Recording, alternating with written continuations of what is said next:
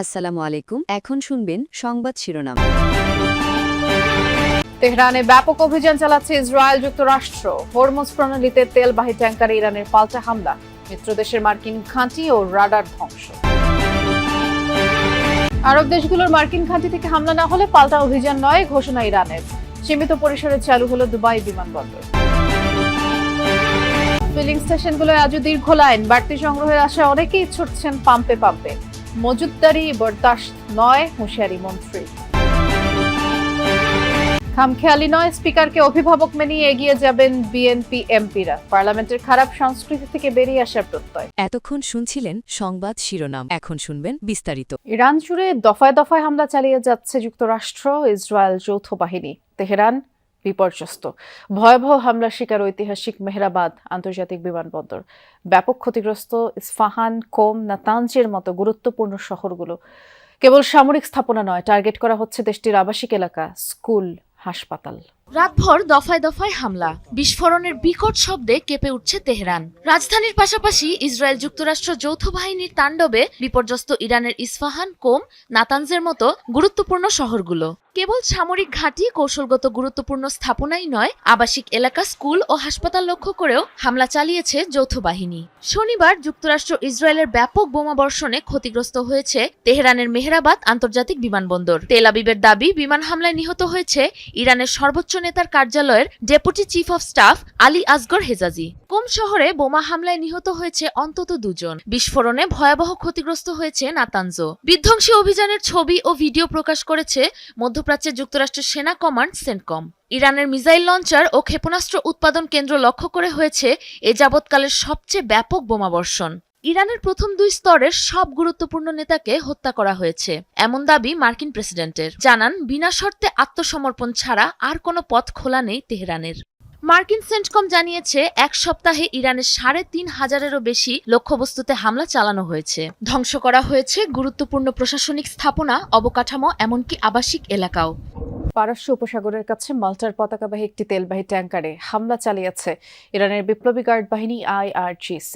দেশটির গণমাধ্যম তাসনিম নিউজের প্রতিবেদনে জানানো হয়েছে এই তথ্য।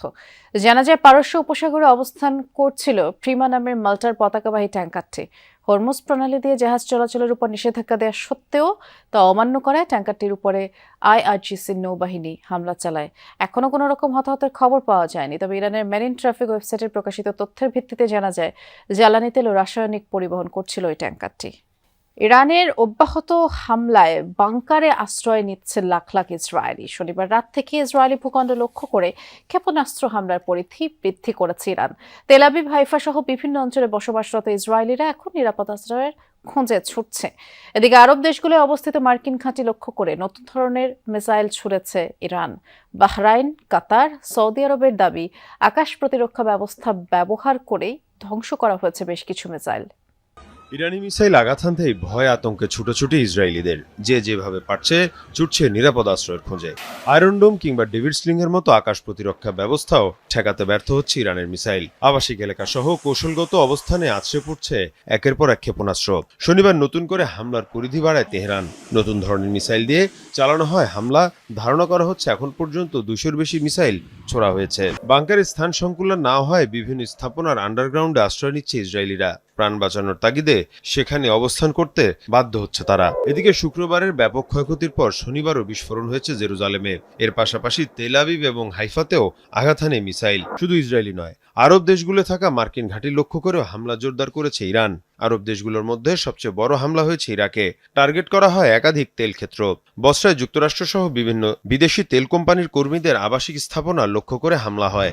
ধ্বংস করা হয়েছে সংযুক্ত আরব আমিরাত ও জর্ডানে 3rd রাডার। কাতারের মার্কিন ঘাঁটিতে থাকা FS-132 রাডার ক্ষতিগ্রস্ত হয়েছে ইরানের হামলায়। ইসরায়েল যুক্তরাষ্ট্রের যৌথ হামলার মধ্যেই মধ্যপ্রাচ্যের দেশগুলোর সাথে সমঝোতার আভাস দিল ইরান।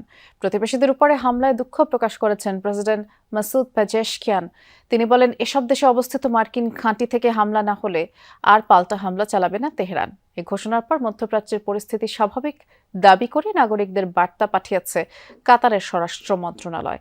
সীমিত পরিসরে দুবাই ও আবুধাবি থেকে বিমান চলাচলের অনুমতিও দিয়েছে সংযুক্ত আরব আমিরাত। এক সপ্তাহ ধরে এভাবেই মধ্যপ্রাচ্যের বিভিন্ন দেশে মিসাইল আর ড্রোন হামলা চালিয়ে আসছে ইরান। হামলা হয়েছে এয়ারপোর্ট, জ্বালানি আর আবাসিক হোটেল সহ বিভিন্ন স্থাপনায়। বিপর্যস্ত হয়ে পড়েছে সেখানকার জনজীবন। তবে শনিবার হঠাৎই নিজেদের অবস্থান পরিবর্তনের ঘোষণা দেয় তেহরান। ইরানের প্রেসিডেন্ট মাসুদ পেজেশকিয়ান জানান, আরব দেশগুলোতে হামলার কোনো অভিপ্রায় ছিল না দেশটির। সৌদি আরব, কাতার আর বাহরাইন সহ মধ্যপ্রাচ্যের বিভিন্ন দেশে থাকা মার্কিন ঘাঁটি লক্ষ্য ছিল বলে জানান তিনি। ইরানের প্রেসিডেন্টের এমন বক্তব্য প্রকাশ হতে না হতেই মধ্যপ্রাচ্যের অন্যান্য দেশগুলো থেকে আসতে থাকে ইতিবাচক সংকেত। মধ্যপ্রাচ্যের পরিস্থিতি এখন স্বাভাবিক দাবি করে নাগরিকদের মুঠোফোনে বার্তা পাঠিয়েছে কাতারের স্বরাষ্ট্র মন্ত্রণালয়। কাতারের জনগণের আর আতঙ্কিত হওয়ার কারণ নেই বলেও জানানো হয় খুদে বার্তায়। সীমিত পরিসরে দুবাই আর আবুধাবির বিমানবন্দর দিয়ে বিমান চলাচলের অনুমতি দিয়েছে আরব আমিরাত সরকার।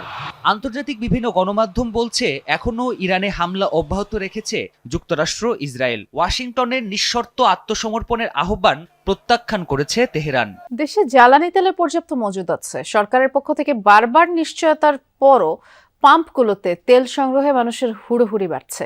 রাজধানীর প্রতিটা পাম্পেই ব্যাপক চাপ দেখা গেছে। দীর্ঘ সময় লাইনে দাঁড়িয়ে চাহিদা অনুযায়ী তেল না পাওয়ায় অনেকেই ক্ষুব্ধ। পাম্প কর্তৃপক্ষ বলছে, তেলের পর্যাপ্ত মজুদ থাকলেও গত দুদিনে কয়েক গুণ বিক্রি বেড়েছে। ভোর থেকেই জ্বালানি তেলের জন্য পাম্পগুলোতে দীর্ঘ লাইন। বেলা বাড়ার সাথে সাথে লাইনের শেষ খুঁজে পাওয়া দায়। আসাদগেট ফিলিং স্টেশনে তেলের জন্য গাড়ির সারি জিয়া উদ্যান ছাড়িয়ে যায়। চালকরা বলছেন, তেল না পেলে গাড়ির চাকা বন্ধ হয়ে যাবে। তাই কেউ কেউ সেহরির পর থেকেই পাম্পে তেলের অপেক্ষায়। দাম বেড়ে যাবে এই আতঙ্কে কেউ কেউ আগেভাগেই তেল সংগ্রহ করছেন। মধ্যপ্রাচ্য যুদ্ধ বন্ধ না হলে বড় ধরনের বিপর্যয়ের শঙ্কায় গাড়ি চালকরা। যুদ্ধ পরিস্থিতিতে প্রয়োজনীয় জ্বালানি তেলের নিরবিচ্ছিন্ন সরবরাহ সরকারের সবচেয়ে বড় অগ্রাধিকার। এ তথ্য জানিয়ে জ্বালানি বিভাগ বলছে, এখন পর্যন্ত তেলের মজুদ পর্যাপ্ত। সংকট মোকাবেলায় জনগণকে সাশ্রয়ী হওয়ার পাশাপাশি বিকল্প উৎস থেকেও জ্বালানি আমদানির কথা জানিয়েছে মন্ত্রী ইকবাল হাসান মাহমুদ। জানিয়েছেন, আপাতত তেলের দাম বাড়াবে না সরকার। আর যুদ্ধ না থামলে বা সংকট আরও ঘনীভূত হলে তা সামাল দেওয়ার ব্যবস্থা নেওয়া হচ্ছে বলেও দাবি মন্ত্রণালয়ের। বিশেষজ্ঞরা বলছেন, মধ্যপ্রাচ্যের পাশাপাশি মালয়েশিয়া বা ভারত থেকেও আমদানির প্রস্তুতি নিতে হবে। ত্রয়োদশ জাতীয় সংসদের প্রথম অধিবেশনের আগে দলীয় সংসদ সদস্যদের নিয়ে প্রশিক্ষণ কর্মশালা করছে বিএনপি। সকালের পর্বে অংশ নিয়ে তথ্যমন্ত্রী জহিরউদ্দিন স্বপন বলেছেন, খামখেয়ালি নয়, জাতীয় সংসদে স্পিকারকে অভিভাবক মেনেই বিএনপি সংসদ সদস্যরা এগিয়ে যাবেন। আর স্বরাষ্ট্রমন্ত্রী বলছেন, সংসদের খারাপ সংস্কৃতি থেকে বেরিয়ে আসতে চায় বিএনপি। বিএনপির 208 এমপির মধ্যে 70 ভাগই নতুন। ত্রয়োদশ সংসদের প্রথম অধিবেশনের তাদের জানার আছে অনেক কিছুই। তারই কর্মশালা গুলশানের বিএনপি চেয়ারম্যানের রাজনৈতিক কার্যালয়ে। দুদিনের কর্মশালার শেষ দিন আজ। সকালের সেশনে অংশ নেন